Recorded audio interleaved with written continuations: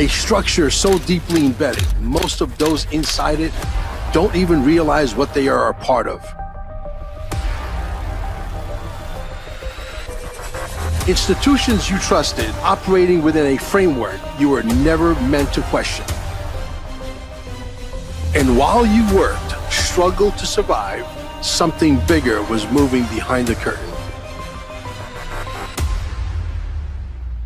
In this documentary, we exposed the largest financial deception in the history of mankind. Not with options, but with evidence. Irrefutable, irrevocable, undeniable. This is not about politics.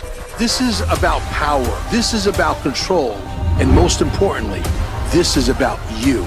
Because the moment you truly see it, the illusion collapses. The distractions lose its grip.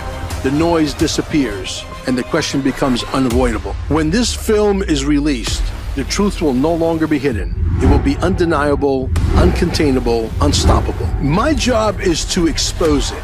Your job is to make sure the world sees it. Now, will you have the courage to face it, to share it, to break free from the system that was designed to keep you enslaved forever? Or will you ignore the greatest revolution of our time? The truth is here. You will either stand up and help us dismantle the Matrix, or the Matrix will enslave you and your family for 1,000 years to come.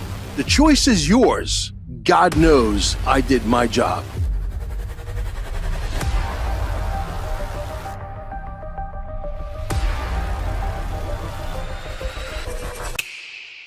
Well, I don't normally do a lot of these solos, but when I do, sometimes they come out good, sometimes they don't. We scrap them.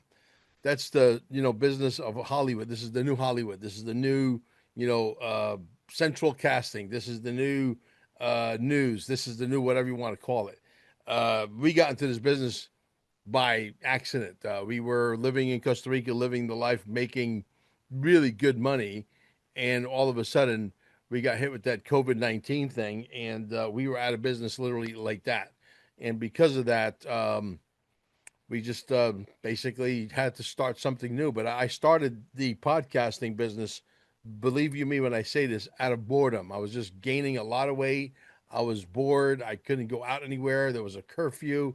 It was martial law in Costa Rica. I mean, you could literally lay out on the main artery that would take you across the entire country, which runs right outside of our gated community, and you could lay on the ground and go to sleep till 7 o'clock in the morning. Ain't nobody going to hit you because there's a curfew. So we got into something that's called OneCoin by accident. My good friend Joe, unfortunately, he's passed on. He was so looking forward to his, he had 250,000 XRP. I hope his daughter and son-in-law is able to extract that. They're pretty computer savvy. They should have been able to do it. Hopefully that's the case. But the reality is this. We got involved with this OneCoin thing, which was Dr. Ruja, a Bulgarian lady, very totalitarian, very communistic. Her and her brother. It was a big hoopla, multi-level marketing bullshit story on steroids out of Europe. And there was a lot of people behind. A lot of people made a lot of money with that bullshit story. And we got in. This is where I didn't even know about QAnon. I don't think QAnon even existed back then. I'm going back 11 and a half years, about 11 years for sure. And again, the number 17. It cost me 1,700 euros to get into that thing.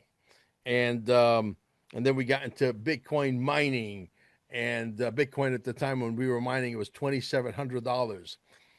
And this is years and years ago. It had to be at least 11, 12 years ago, maybe more.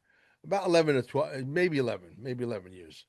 And I could tell you at $2,700, nobody, I knew people that had it and sold it at $30, thought it would never go beyond that. $2,700 was like, crazy. So we were able to mine 3.5 Bitcoins, and it was my wife that was looking at all these alternative coins coming out, okay? And she was paying attention more to those and the memes, happy wife, happy life. You got to let her play around with her, dog coin and all the bullshit coins out there, etc. She had a few of those, and I forget the one that she has that my friend Drew has as well in Cape Canaveral. Hi, Drew. It was amazing. But anyway, needless to say, oh, Shiba Inu. Yeah, she bought like, 8 trillion Shiba Inus, whatever. It's like, okay, whatever. You happy? Yes, beautiful. But then she got into this thing called XRP. And XRP was not necessarily new on the block, but it was new enough to tell you that we bought in for like dust. It was like 0.002. I remember her spending $50. I do remember this vividly because I asked her in bed, "How much did you invest in XRP?" She said $50, and I turned around and said, "How many did you get for $50?" And she said 25,000. can we? Can anybody say? Can we go back to that? How many $50 would you guys throw at it? It would be infinity, right? That's what that was, and so $50 she accumulated, and it was me really that I was down with the story about Bitcoin. I wanted the outfit to go away. I wanted the banks, the insurance companies, all the people who are sort of our overlords to disappear. These people have been creating havoc, if you will, on humanity for the longest time. I did not want to, these people around, and I thought that Bitcoin was going to be the new banking system. And really, Bitcoin was created to be the new banking system, but it failed. And because it failed, and I tell the story, and I met Satoshi Nakamoto again recently in Vegas, and some of you guys have seen the video. It didn't go as viral as the first time, but it did go viral. The first one was epic. I mean, it was on maybe 5,000 channels, maybe more than that. And I've seen channels with 275,000 views, and I've seen channels with 500,000 views, and so on. And I've seen many with 50,000 and 100,000 as well, and 10,000. But it was in the millions, tens of millions. And I think that's probably one of my turning point in my career where I got quite a bit of notoriety because that one video. There's been a few videos, but that was one of the main ones. So I met him again, same story. I said, you worked for DARPA in 2021, but we went way back in the beginning of time, which was 1988, where he puts a patent on blockchain technology. Right then, it was sort of a rudimentary blockchain. Yes, it was a ledger type technology, but it was the very first stages of blockchain technology. Make no mistake about it. So, with that said, we couldn't marry up that system with the internet because the internet wasn't quite here yet. It was very slow. We were talking dial up. So we have to wait for the internet to catch up. So he goes to work at DARPA, and at DARPA, what happens? The housing bubble in 2007, 2008. And he's there at the scene of the crime. And I said, they probably came to you and they said, hey, we screwed up. You need to create the next monetary system. With that, he went and created Bitcoin. Bitcoin's too slow.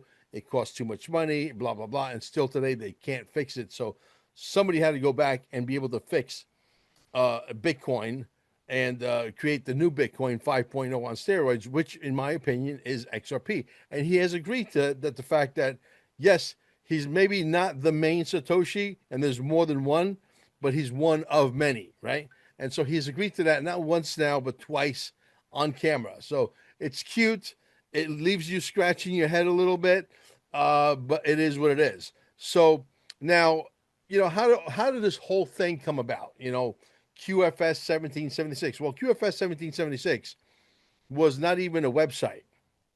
It was on a Google page somewhere with a lot of the same information, and we try to make sense of all of this. We realize that people really need to know about this, and so I basically started to put things together, and I started throwing to Amber to put in some kind of sequential order so it made sense, and some videos, et cetera, et cetera.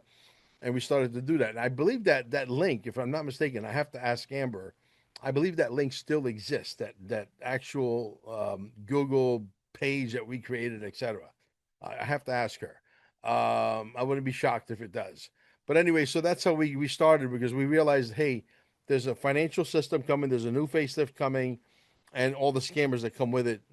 Posing as me, not to digress, but stay away from people that say, hey, you have to register your XRP in the quantum wallet. You're already part of the quantum financial system. You don't need to register anything.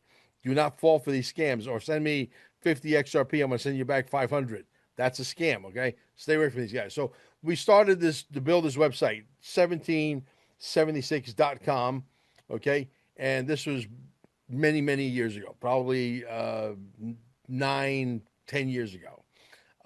And we started to make sense of this whole thing. We try to put it together as best as we can based on what we understood so that we can explain it to you guys so that you hopefully can understand it. And then it became this big thing where without search engine optimization, I shit you not, there were months where QFS 1776 was getting 150,000 unique views per month. Never done one search engine optimization. There's no search engine optimization code in there. There's nothing. Okay. Just a website with an idea. Hey, this is coming. You guys better pay attention. And maybe you should invest some money that you have that you don't need. Right. And that's how it all came about.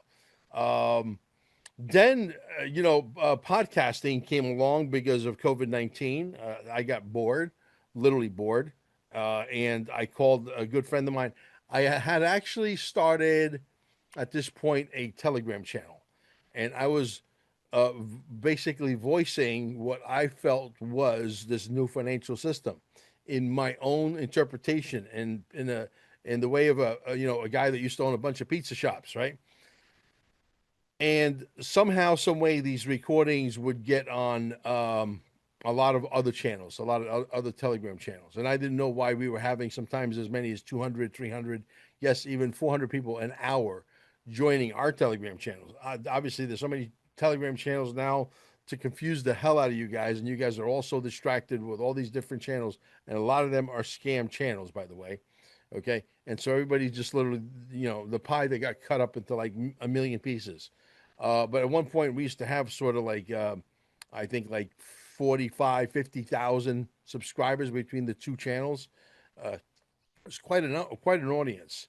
And my recordings would end up, because they were so well done, they would literally end up on Emily's channel, QSI, which she turned out to be not such a nice person. And she scammed a few people, by the way, in I won't mention who she scammed because these people are embarrassed. Literally, they want to hide.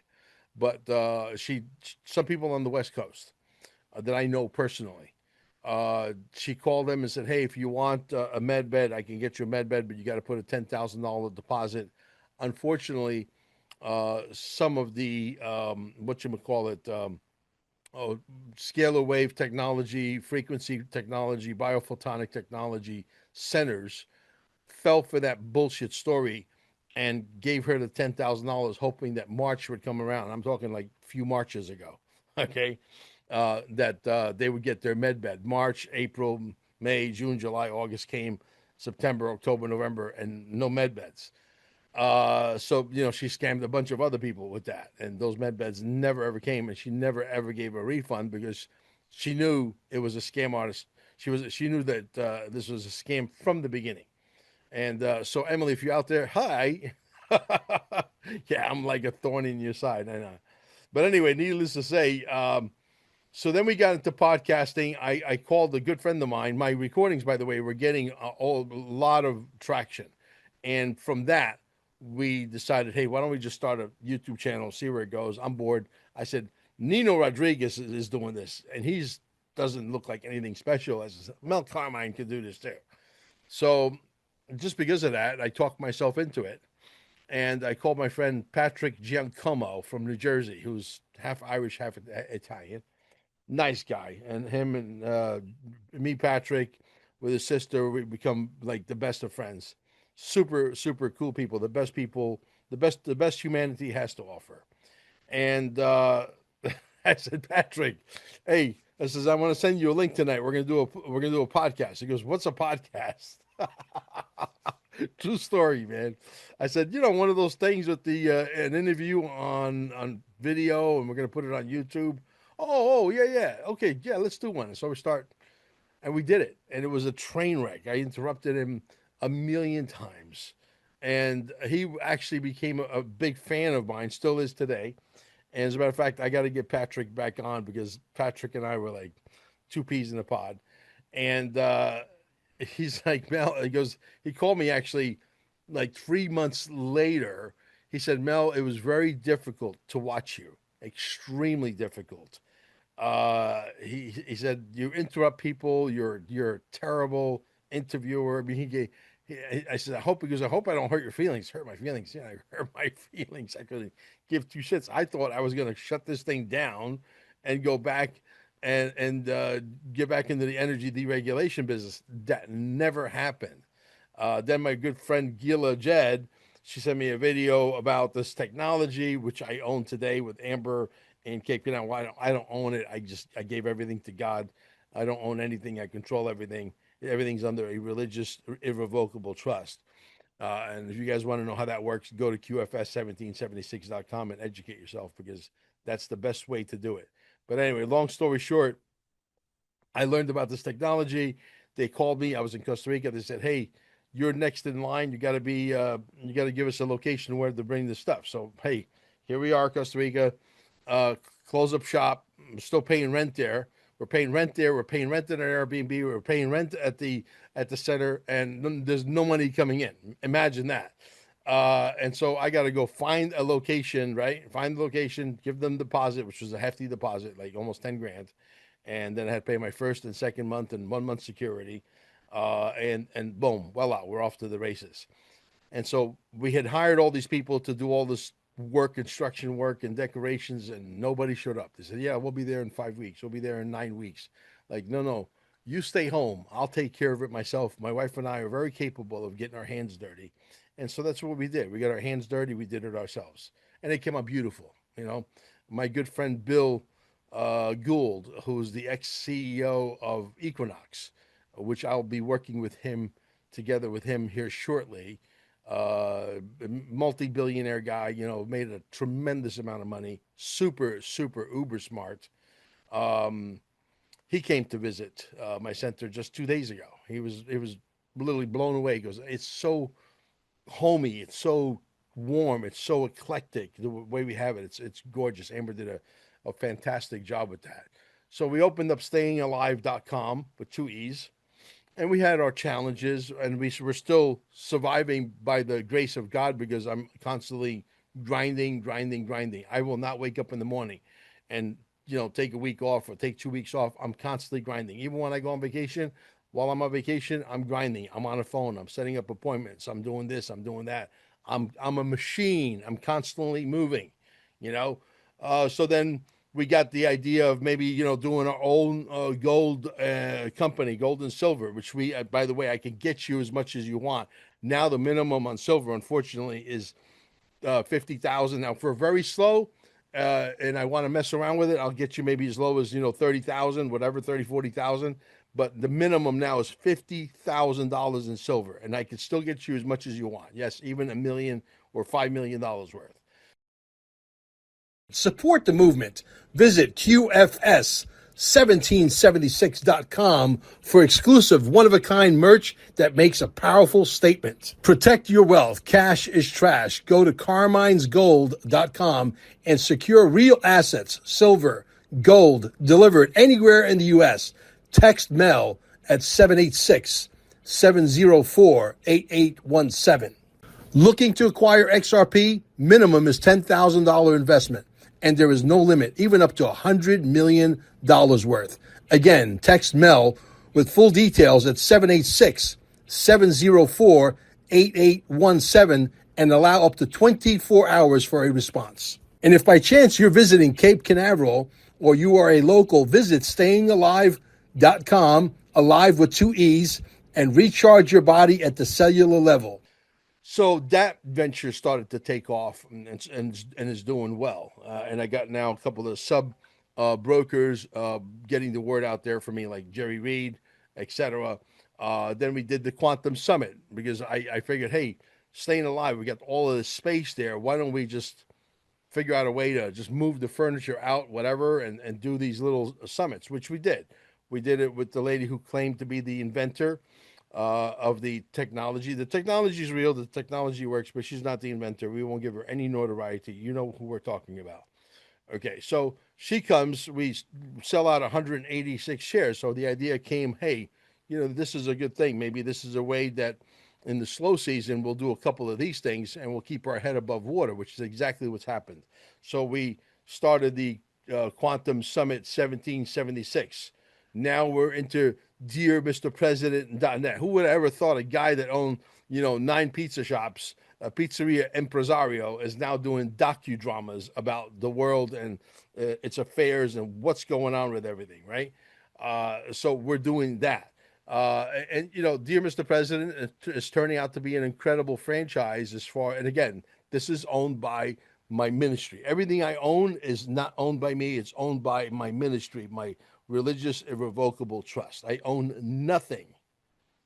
But if I need something, I ask God and God provides. Okay. If I need if I feel the need to have an extra gun, an extra 9mm or 45 caliber or whatever, or a shotgun for the house, or and want to invest some of that money and give it back to the ministry in the form of XRP and silver, I could do that. If I want to buy a home, God provides me a home. It's not my home, it's owned by the ministry. So you see how it works? So anyway, Dear Mr. President.net came about. And I got a rush because I got to get on the phone with a guy. We got a special treat for you, a guy from Canada who I met in Vegas. He's amazing. You guys are going to learn a lot about XRP, things that even I didn't know. But anyway, get back to Dear Mr. President.net. We got into this thing where, censorship. And censorship was, in my opinion, was never going to go away. As a matter of fact, recently, Donald Trump did sign an executive order. And the executive order clearly states that if you run a social media empire in the United States or a social media platform, that you are not allowed to censor us as long as it's, unless it's, drugs or scams or death threats, and you're not allowed to read bedtime stories to our kids, the transvesticals, whatever, right? The transvestites, sorry. I didn't mean to insult you guys.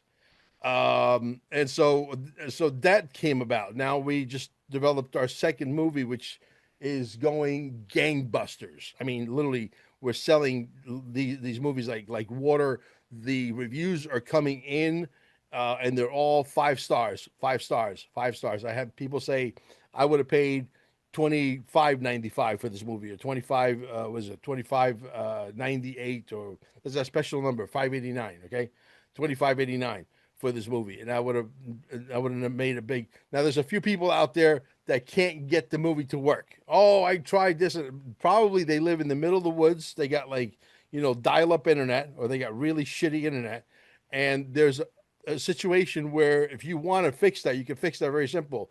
You have shitty internet. Either increase your internet bandwidth, number one, or number two, hit the pause button, get the movie to load, go to sleep, wake up in the morning, go have your coffee and your breakfast, whatever, and maybe when you come back and hit the play button, it's already loaded and you could watch it. It has nothing to do with us. It has to do with you. We have had 17 complaints, and we've had literally several thousand people have purchased the movie already. No one has a problem, but 17 people, right? You go figure. Again, that number. And it's actually 17 people, for real.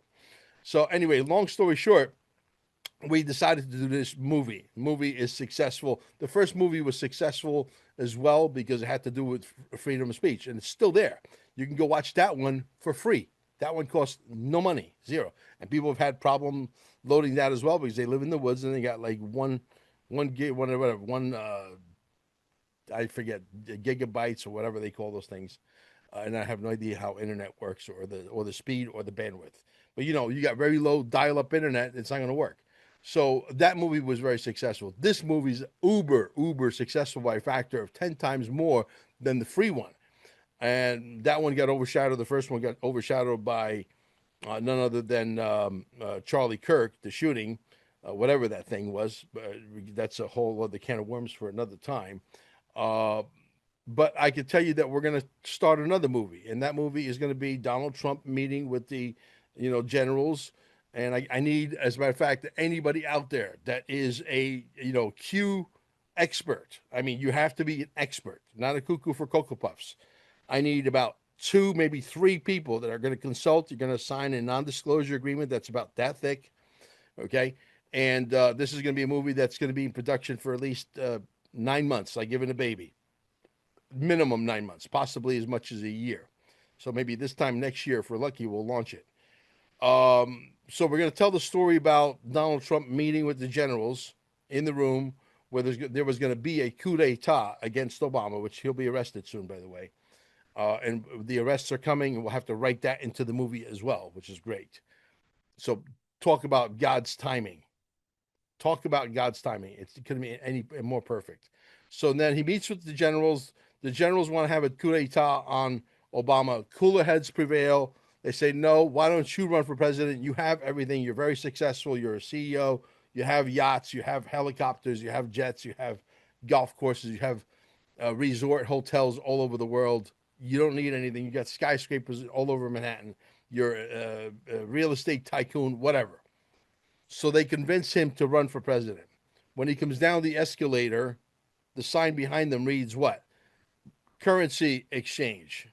XRP, right? XRP, right there, right? Right there. There. You see the X there, right? Okay. XRP. So I do believe wholeheartedly, I know the people that are into the Q movement on the deeper level, the guys that really go down the rabbit holes, where you need a pressurized suit, otherwise your body starts to malfunction. You understand that this reset and Q and Donald Trump and the military asking him to run, and him coming down the escalator with the sign says currency exchange. There are no coincidences, people. There are no coincidences. Zero. None. It was all staged. It was breadcrumbs from the very beginning, from the get-go. So we're going to tell that story verbatim. We're going to, again, tell it in a third grade level of education. So all the people who have made fun of the Q movement will have to come and apologize, at least the ones that have, 2 or 3 brain cells left. Not that we need your apology or your validity to exist on this world. By all means, we don't. But you know what I'm saying. So that has to happen. So this movie is going to come simultaneously, because when I did the movie Dear Mr. President about censorship, I thought this movie was going to be the cat's meow. I thought it was going to land on Donald Trump's desk. Now, do the Trumps know about it? The answer is yes. And I don't pound my chest, oh, I know somebody and I got people telling me something in my ear. I don't do none of that bullshit. Okay? But I can tell you yes. And if you have your own sources, go and find out for yourself. So now, movie doesn't go anywhere. It's maybe on, 400, 500 platforms at this point. It's probably got millions of views collectively. If there's a way to tally up what views it got on all those 500 or 1,000 other platforms, we don't know, but it's a lot. So with that said, now we have a situation where it didn't do what it's supposed to do. So YouTube didn't wake up in the last 6 months since I've released the movie, 6-7 months, and said, you know what? We're going to stop censoring. We're going to give you guys a fair compensation plan. They didn't do any of that. And so with that said, I decided to start tube1776.com. 1776 is synonymous with patriotism worldwide, not just here in the United States, worldwide. There are patriot podcasters in Romania, in France, in Germany, in Russia, in Italy, all over Europe that are tired with the bullshit. They, not me, they created the sucking sound. I'm an entrepreneur. I'm just figuring out where that sucking sound is at, and I'm trying to hone in on it. And if I hone in on it properly, I'm going to suck a shitload out of money out of it. And if I can have my way and eat it too. Now, according to the AI who has analyzed what we want to build, they said, because we went back and forth, they said, no, you still have to do A, B, and C. And they're gonna hit you hard here, and they're gonna hit you hard there. So we've been planning this meticulously for 4.5, 5 months, going back and forth. Finally, we got the final script, in which I'm meeting with the artificial intelligence programmers here shortly, and we're going to get this show on the road. I can tell you that we have a budget already for it. We have investors that are tripping over their shoelaces. wanting to give me money. I just had a new one come at me just 2 days ago. Amber said, "Hey, you got to call this guy Ross. He wants to give you money for your tube 1776." I don't think I'm going to take any money at this point. I'm not sure. If I do, it's going to be very minimal. And I will tell you what the secret sauce recipe is. I'm not going to tell you what the secret sauce recipe is until it's time. But if we build it according to the way it is on paper,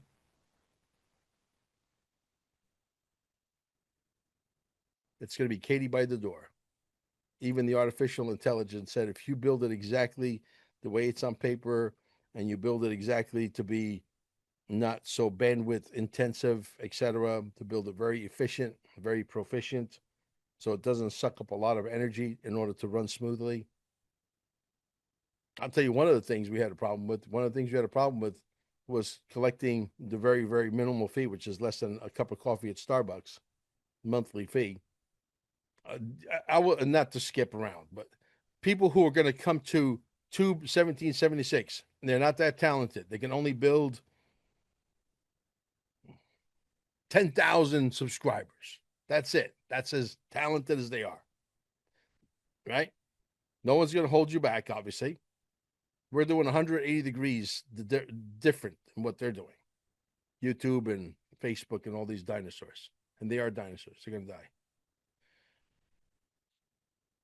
So if we do that, you're looking at a situation, I said, where you have to collect money, and the companies that want you to collect money, the credit card companies, are going to dictate to you that you censor your people. Well, you know, Mel Carmine doesn't want to censor anybody, and I will not. So how do we get around it? Well, we have a company, and we'll tell you where they're at, real time, through a blockchain. Boom. You pay for your subscription. You can load up your information, whatever, with the money. Automatically takes the minimal money out, which is less than $10 a month. Okay. It is a fabulous idea. And I wish I could tell you everything, but I can't and I won't. The only thing I can tell you is when we build it, even the guy or gal that has 10,000 subscribers will make conservatively 25, 30,000 a month. Did you hear what I just said? $25,000, $30,000 a month. The guy or gal who can only build 10,000 subscribers will make $25,000 to $30,000 a month.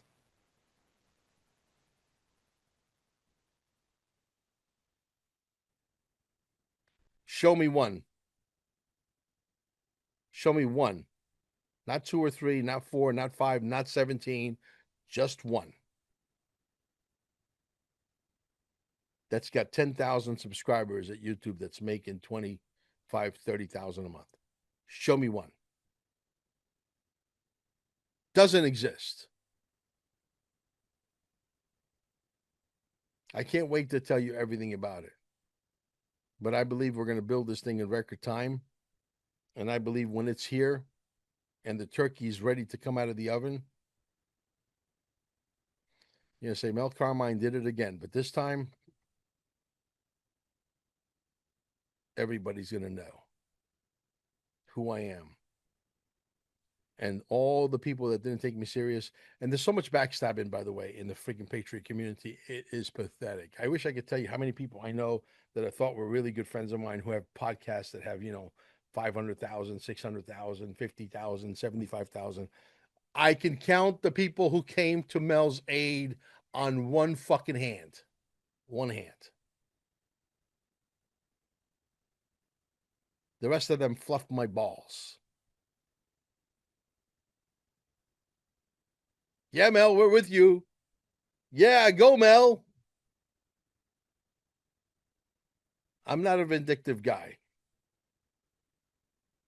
but I am Sicilian. That's all I'll say. Guys, we'll catch you on the next show. And if we're going to fix this thing, pick a war, whatever war you want to pick, and go fight it. There's plenty of wars. I decided to go after the big giants, the tech giants who think they own the future, who think they own the narrative, who think they own the world. They're in for a fucking rude awakening. Mel Carmine owns the world. And I won't be so arrogant. Yeah, I got a big chair and I got a big New York bravado attitude. If you met me and you get to know the real Mel Carmine, I'm a marshmallow. This is the way I act because I hung out with a bunch of fucking gangsters on the streets of New York, New Jersey, the Bronx, Manhattan. This is who I am because this is who I grew up with. It rubbed off on me. Gabish. You get it?